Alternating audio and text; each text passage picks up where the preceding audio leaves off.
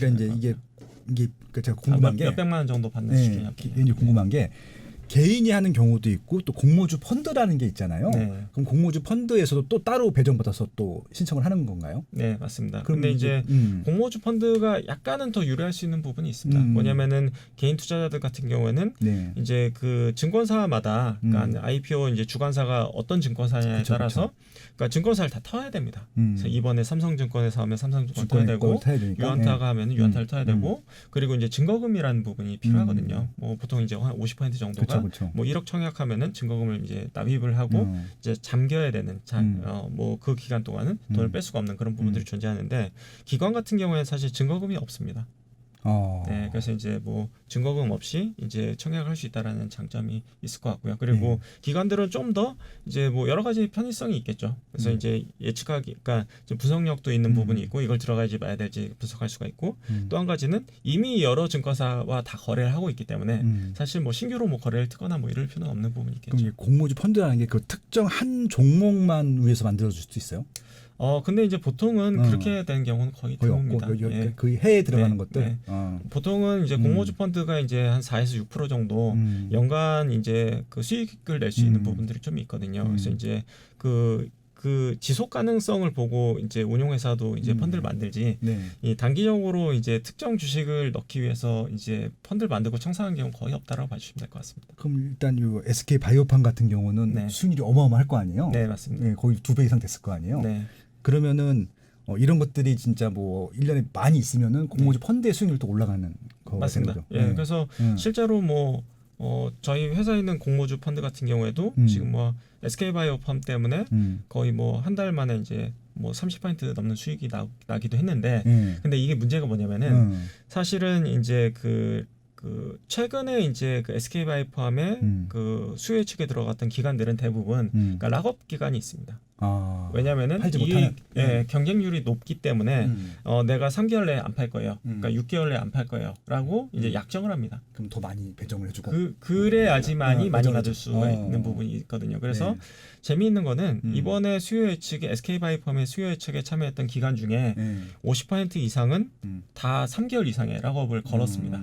예, 그래서 이제 대부분의 물량이 또 그만큼이 또 잠겨 있다라고 하시면 될 것 같고요. 그래서 지금의 수익률만 보면 되는 게 아닌 게 이게 3개월 있다 팔 수 있고 6개월 있다 팔 수가 있기 때문에 그 당시의 주가가 굉장히 중요합니다. 팔 때쯤에. 네. 근데 이제 예를 들어서 제가 이제 6개월 락업을 걸고 수량을 많이 받았는데 현재는 수익이 많이 났을 수도 있겠죠. 근데 6개월 있다가 만약 주가가 떨어졌다라고 하면은 그 수익을 다 거둘 수는 없는 부분이 존재합니다. 아무튼 그래서 뭐 개별적으로 정말 확실한 종목이 있다라고 했을 땐 개별적으로 공모주 청약을 하는 것도 좋지만 그냥 지금 공모주 시장이 좋다라고 했을 때는 공모주 펀드에 가입하는 것들도 일반 펀드보다는 수익률이 훨씬 높을 것 같은데요. 요즘 분위기라고 하면 일반 펀드하고 비교하기 힘든 부분은요. 그러니까 공모주 펀드는 이제 공모주만 받기 때문에 사실 이제 기대할 수 있는 수익률이 뭐 이제 4에서 한 8%? 뭐 그 사이라고 보면은 주식은 사실 이제 상장 주식에 투자하기 때문에 그게 이제 굉장히 넓은 거죠, 밴드가. 이제 마이너스 뭐 20%가 될 수도 있고 플러스 20%가 될 수도 있고 그런 이제 그 투자의 성향이나 목적에 따라서 좀 달라진다라고 봐주시면 될 것 같고요. 네. 최근에 뭐 그 바이오팜 직원들이 지금 사표를 냈다는 기사 났던데 개인적으로 잘한 건가요, 못한 건가요? 근데 이제 그런 기회가 있다고 하면 누구든지 흔들릴 수밖에 없을 것 같고요. 뭐 평균 16억이라며. 근데 이제 뭐 저는 뭐 만약에 근데 이게 안타까운 건 뭐냐면은 그 능력이 있는 직원일수록 나갈 확률이 높습니다. 그게 어떻게든 그렇더라고요. 왜냐면은 그러니까 재취업이 가능성이 굉장히 높은 거죠. 그렇죠. 근데 이제 그런 부분은 생각을 하셔야 되는 부분이 그러니까 그 퇴사를 한다고 하더라도 그게 뭐 예를 들어서 뭐 한 달 후에 입고가 되고 뭐 이런 기간들이 좀 필요합니다. 그러니까 업무 프로세스상 이제 그 기간이 소요된 부분이 있기 때문에 그 계좌로 입고가 돼야 되고 그 락업을 풀어야 되고 이런 부분들이 있다 보니 지금 당장 퇴사를 해도 당장 팔 수는 없습니다. 그래서 이 부분이 굉장히 판단이 중요한 거죠. 뭐 예를 들어서 내가 지금 이제 퇴사를 밝히고 퇴사 과정이 뭐 예를 들어서 한 달 걸리고 그리고 뭐 이런저런 과정을 거치면은 3달 있다가 실제로 내가 팔 수 있다. 라고 하면은 3달 후에 만약에 반토막이 나 있다. 그럼 사실 이제 수익도 못 거두고 이제 회사는 퇴사가 돼 있고 이런 상황이 발생할 수도 있기 때문에 그런 부분들은 조금 철저한 검토가 필요하겠죠. 네, 아무튼 뭐 제가 저희가 뭐 그분들을 신경 쓸 필요는 없을 것 같은데 네. 아무튼 예, 재밌는 상황이어서. 네. 그러면 이제 올해 공모하는 주식들이 많아요? 아 맞습니다. 예, 왜냐하면 이제 코로나로 인해서 사실 이제 심사 지연됐던 부분들이 좀 있고요. 그리고 정부의 스탠스 자체가 그 벤처기업이나 기업들한테 이제 자금이 들어가야 된다라는 부분도 많이 장려한 부분들이 좀 있거든요. 그러다 보니까 이제 공모주들이 굉장히 좀 많이 대기가 되어 있고 많이 상장이 될 것 같습니다. 지금 SK 바이오팜보다 더 기대가 많이 되는 종목이 있어요 혹시? 근데 워낙 SK 바이오팜이 그 그러니까 이례적이었습니다. 이제 그러면 아무튼 뭐 사이즈도 컸을 뿐만 아니라 그쵸. 유동성 그 자금이 유통 가능 주식수가 10% 내외 되는 경우는 굉장히 드뭅니다. 사실. 예. 보통은 뭐 30-40%에서 많게는 50-60%까지도 유통 가능 주식수가 굉장히 좀 많이 풀린 경우가 굉장히 많거든요. 그래서 이 케이스는 굉장히 특이 케이스였다 이렇게 봐주시는 게 맞습니다. 공모를 준비하고 있는 종목들은 어떻게 우리가 일반인들이 알 수 있어요? 근데 이제 뭐 가장 좀 많이 좀 손쉽게 이제 확인할 수 있는 게 이제 뭐 38 커뮤니케이션이라는 이제 그 비상장 거래 사이트가 있습니다. 저도 몇 번 거래해봤죠. 네. 거기에 이제 그 수요 예측과 관련된 것들, 공모의 예상인 것들 이런 것들에 이제 스케줄이 나와 있거든요. 네. 그래서 이제 그런 것들을 확인하고 이제 투자하실 수가 있을 것 같고요. 그리고 이제 제가 사실 기대하는 부분은 저희 회사가 투자한 비상장 종목이 이제 상장될 것들 이런 것들은 조금 더 제가 이제 가깝게 좀 확인할 수 있거나 이제 그 기대할 수 있는 부분이 있는데 그 다른 종목들 같은 경우에는 사실 그 스케줄이라는 게 되게 가변적인 경우가 많습니다. 그래서 그 부분은 확인이 필요할 것 같아요. 그 좀 말씀 나오신 김에 네. 비상장 종목들이 있잖아요. 네. 예, 그런 것들도 우리가 똑같이 기업 검색해서 알 수 있나요? 똑같은 상장한 것만큼이나? 근데 이제 정보가 굉장히 좀 제한적이라는 부분이 될 수 있을 것 같습니다. 네. 그리고 이제 굉장히 개별 문건, 개별 이제 건이라고 봐주셔야 되는 부분이 내가 사고 싶어 하더라도 그러니까 파는 사람이 없으면 살 수가 없습니다. 예, 그렇죠. 그런 부분도 존재한다라는 부분이 될 수가 있을 것 같고요. 그리고 매수 호가랑 매도 호가의 차이가 굉장히 클 수 있는 부분이 있다. 이런 부분들은 굉장히 주의가 필요할 것 같고요. 마지막으로 말씀드리면은 잘못하면은 큰 손실을 볼 수 있는 부분도 존재합니다. 그렇죠. 이건 뭐 잘 알 수가 없으니까. 그래서 네. 거기서 이제 비상장 종목 중에서 아는 기업들만도 했었는데 아무튼 예, 그런 분야가 또 있더라고요. 뭐 주변 사례 한 가지 말씀드리면은 제가 이제 깜짝 놀랐던 사례가 하나 있는데 주변에 아시는 분이 비상장 기업에 대해서 이제 물어보시더라고요. 네. 뭐 이런 기업에 대해서 이제 뭐 예를 들어서 뭐 주당 이제 뭐 10,000원에 거래를 하고 싶다라고 제안이 왔다. 네네. 그래서 이제 이 기업 한번 검토해봐라 이렇게 말씀하셔가지고 제가 이제 보고 살펴보면서 어디서 많이 들어봤던 기업 같은데 해가지고 검색을 해봤어요. 그랬더니 그러니까 1,000원에 거래되는 회사. 진짜. 네. 그러니까 시장가가 없으니까. 네, 시장가가 없다 보니까 그냥 그러니까 막 던질 수도 있는 거죠. 사실 이제 뭐 경험이 없으면은 그걸 찾아볼 생각도 못 하고 실질적으로 내가 1,000원에 살 수 있는 기업을 10,000원에 그 제안을 받는다고 하더라도 사실 본인은 모르는 거죠. 사실 그걸 찾아보지 않거나 혹은 거기에 대한 정보가 없을 경우에는. 그래서 이제 비상장 기업 같은 경우 그리고 이제 뭐 스케줄대로 안 되고 지연되는 경우 또 한 가지는 생각했던 거랑은 영업 상황이 이제 거꾸로 가는 경우 이런 경우들은 사실 이제 상장 회사들은 눈에 보이거나 바로바로 확인이 가능하거나 아니면 주가라는 부분을 그러니까 너무나 쉽게 확인할 수 있는 부분이 있지만 비상장 기업 같은 경우에는 그런 부분들이 어렵다 보니까 일반 투자자들이 투자하기에는 굉장히 더 많은 노력이 필요하다 이렇게 봐주시면 될 것 같습니다. 그렇죠. 이게 뭐 계속 뭐 공시 의무 그런 것도 없는 거죠, 비상장 주식 같은 경우. 뭐 없습니다. 예. 그러니까 자산 규모가 일정 뭐 예를 들어서 뭐 자산 규모가 100억 이상 되면은 이제 뭐 공시를 해야 되고 이런 부분이 있지만 거기에 해당되지 않는 기업들 같은 경우에는 공시 의무는 없습니다. 그러니까 예를 들어서 그거는 이제 상장을 안 해도 되는 거죠, 비상장 주식들은. 그렇지. 근데 이제 대부분이 이제 상장을 하려고 노력은 많이 합니다. 왜냐면은 이제 상장을 계획 중인 회사들 같은 경우에는 대부분의 이제 그 투자자들이 그 약정을 거는 경우가 많이 있습니다. 뭐 예를 들어서 3년 내 상장이 안 되면은 이 투자 자금을 회수하겠다라든지 뭐 이런 부분이 있다 보니까 회사가 그걸 이제 무한정으로 일부러 끌거나 그런 경우가 그렇게 많지는 않습니다. 그 상장을 하려면 몇 억 이상이어야 돼요? 매출이나 자본금이? 그게 이제 굉장히 좀 여러 가지 이제 상장도 예를 들어서 이제 성장성 특례를 받는다든지 그쵸. 뭐 여러 가지 이제 특혜를 받는 경우도 있고 뭐 여러 가지 이제 상장도 트랙이 굉장히 좀 많이 있거든요. 그쵸. 그래서 그 그 기본적인 그 구조 자체가 다 다릅니다. 예, 트랙에 따라서. 그렇죠. 예. 그리고 이제 바이오 기업 같은 경우에는 이제 사실 이제 파이프라인만으로도 그러니까 매출액이나 이익이 안 나는데 상장이 되는 경우들이 많이 있지 않습니까? 심지어 영업이익이 안 나는데도. 네, 그렇죠. 그래서 이제 그런 경우에는 사실 이제 매출 그 가이드라인이 있긴 한데 그렇게 높지는 않습니다. 예. 그러니까 이거 지금 저희가 팟빵 녹음하고 있는데 여기 원회사가 코리아센터라는 회사인데 네. 작년에 상장을 했었잖아요. 네. 여기 팟빵도 아마 그런 식으로 상장할 수 있다고 하더라고요. 노력을 하면. 네. 아마 그런 것 같긴 하더라고요. 네. 네. 아무튼 야, 또 이 법인 운영하시는 분들한테는 또 하나의 관심사도 될 수 있을 것 같기도 하고 그러네요. 그러니까 예. 네. 마지막으로 예, 정말 뭐 그냥 질문하면 다 속전에 가시니까 너무 신나고 재밌습니다. 네.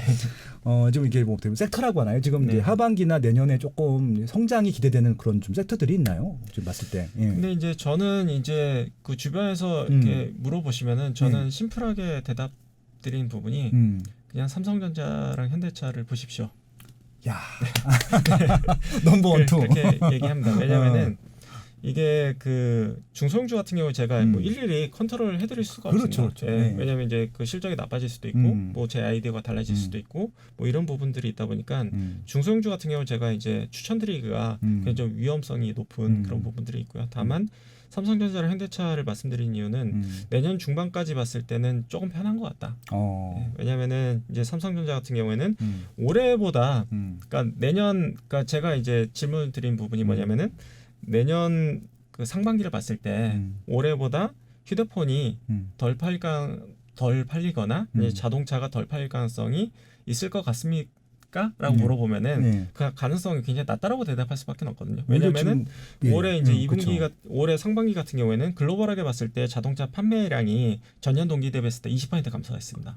또 인도인가 네. 어디는 빤 데가 팔렸다며요? 네. 그렇기 때문에 네. 내년 상반기를 봤을 때는 올해보다 자동차가 덜 팔리기를 굉장히 좀 기대하기가 오히려 좀 어려운 부분이 있고요. 뭐 휴대폰도 마찬가지로 올해 이제 2분기 때 판매량이 굉장히 좀 안 좋게 나왔습니다. 특히나 이제 뭐 4월달 같은 경우에는 뭐 전년 동기 대비했을 때 뭐 40% 수준밖에 안 팔렸다. 뭐 이런 얘기가 있을 정도로 그쵸. 굉장히 좀 안 좋아졌었기 때문에 결국에는 이제 회복이 될 수밖에 없을 것 같다라는 부분이 말씀드릴 수가 있을 것 같고요. 뭐 거기에 플러스 알파 될 수 있는 부분은 삼성전자 같은 경우에는 사실 이제 외국인 투자자들이 최근에 이제 그 자금이 유출이 됐다가 최근에 이제 많이 들어오고 있는 추세를 보이고 있거든요. 근데 외국인들이 이제 자금이 들어왔을 때 그냥 삼성전자 먼저 살 수밖에 없습니다. 왜냐하면 사이즈도 크고 그리고 이제 워낙 좀 정보도 좀 많이 있고 하다 보니까 외국인 투자가 들어왔을 때 먼저 살 수 있는 거는 이제 삼성전자일 수밖에 없다. 근데 만약에 내년에 경기가 회복이 되고 우리나라가 좋아진다고 봤을 때는 이제 삼성전자를 먼저 살 수밖에 없다라는 부분이 될 수 있을 것 같고요. 그리고 또 한 가지 기대할 수 있는 부분은 이제 그 약간 최근의 트렌드 자체가 외국인들 투자자들이 좀 증가하는 이유는 사실 이제 달러와 약세 가능성이 좀 베팅하는 투자자들이 좀 많아지고 있는 것 같다. 왜냐하면은 이제 그러니까 미국 같은 경우에는 지금 이제 코로나가 안 잡히고 있고 더 확산이 되고 있기 때문에 지금 저금리지만 사실 이제 최근에 이제 좀 기대감이 생기고 있는 부분들은 아니 미국이 이제 그 제로 금리까지 마이너스 금리까지 가버린 거 아니냐라는 이해가 좀 나오고 있거든요. 그렇게 되면은 미국에 있던 유동성이 다시 이제 뭐 글로벌 시장으로 좀 넘어올 가능성이 있다. 그렇게 봤을 때는 뭐 결국엔 삼성전자를 살 수밖에 없겠죠.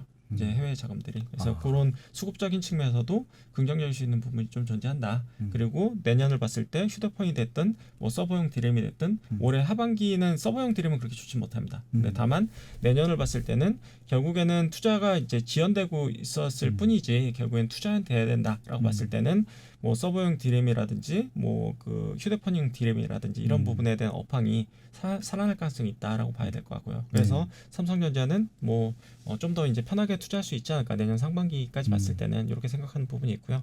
그리고 이제 현대차 같은 경우에는 앞서 말씀드렸듯이 상반기 때 글로벌 판매량이 워낙 안 좋았기 때문에 내년을 봤을 때는 회복되는 구조로 갈 수 있다. 게다가 이제 뭐 G80이라든지 GV80이라든지 이런 프리미엄 세단의 어떤 판매량 믹스 자체가 굉장히 좀 좋아지는, 그러니까 회사 이익을 좋게 만들 수 있는 부분이 존재하고요.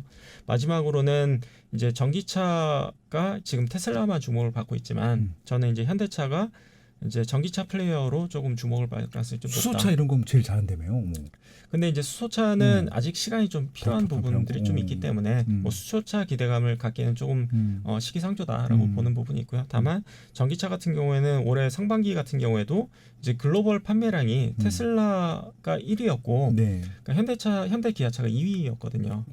네, 그래서 이제 뭐 의미 있는 전국적인 전 세계적인 점유율을 갖고 있다는 얘기죠. 네, 그래서 이제 현대 기아차가 이제 그 전기차 부분에 있어서는 굉장히 뭐 경쟁력 있는 제품을 만들어내고 있다 이렇게 봐주시면 될 것 같고요. 근데 내년에 또 바뀌는 부분이 그 전기차 전용 플랫폼이라는 게 들어옵니다. 그 이야기는 뭐냐면은 지금까지는 사실 내연기관차의 어떤 그런 그 틀에다가 그냥 전기차를 그냥 얹어놓은 개념이라고 봐주시면 될 것 같고요. 근데 내년에는 전용 플랫폼이 되면은 테슬라처럼 이제 배터리를 이제 바닥에 깔아서 이제 저중심으로 하고 그리고 배터리 효율성이 올라가면서 이제 그 내연기관차처럼 뭐 한 500km를 한번 축적하면 500km를 달릴 수 있고 이런 부분들이 발생할 수 있다는 부분이죠. 그래서 상품성이 내년 되면은 이제 확 올라갈 수 있다 전기차에 있어서. 그래서 지금도 이미 잘 팔리고 있지만 전기차 플레이어로 다시 부각받을 수 있기 때문에 사실 이제 저는 내년을 보는 그림은 뭐 기존의 내연기관차의 판매량이 회복될 뿐만 아니라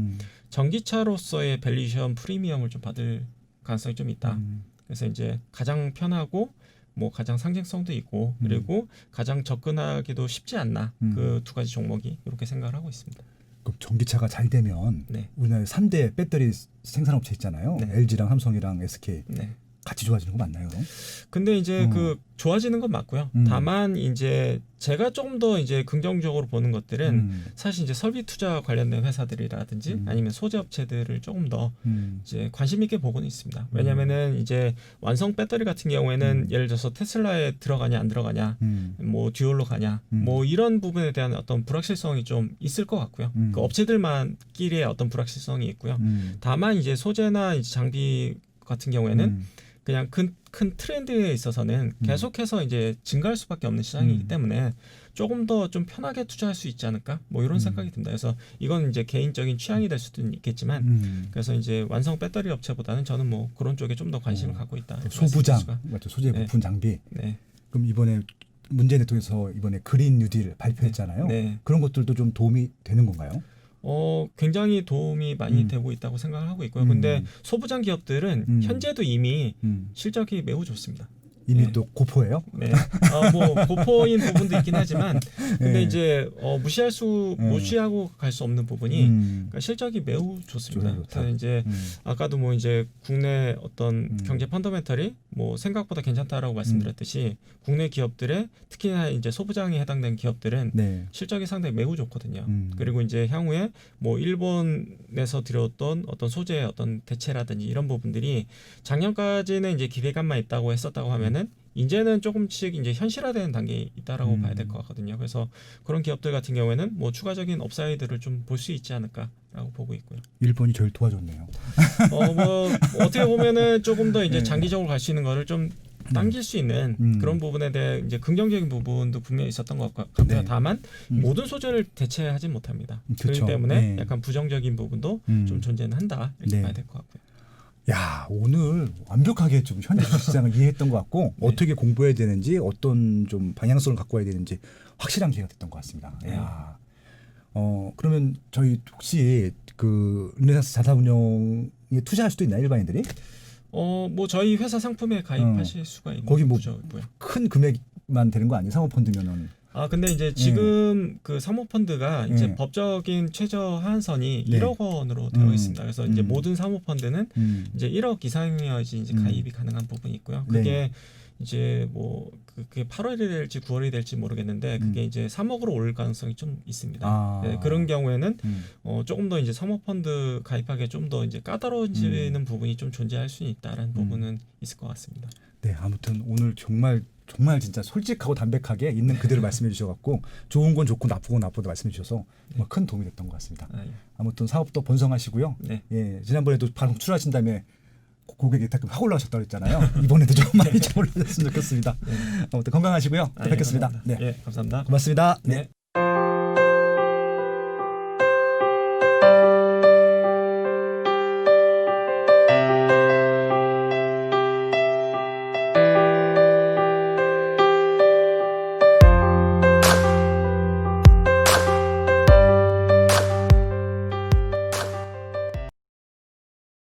강력하고 즉각적인 조치를 이어나가겠다는 것을 이번에는 곧바로 집값이 오르는 상황이 연출되고 있습니다. 이른바 초양극화 현상이 우려된다는 겁니다. 초강력 규제와 부동산의 양극화 시대, 사야 할 부동산은 더 명확해지고 있다.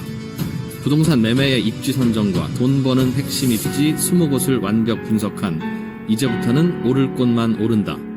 인터넷 교보문고에서 이제부터는 오를 곳만 오른다를 검색하세요.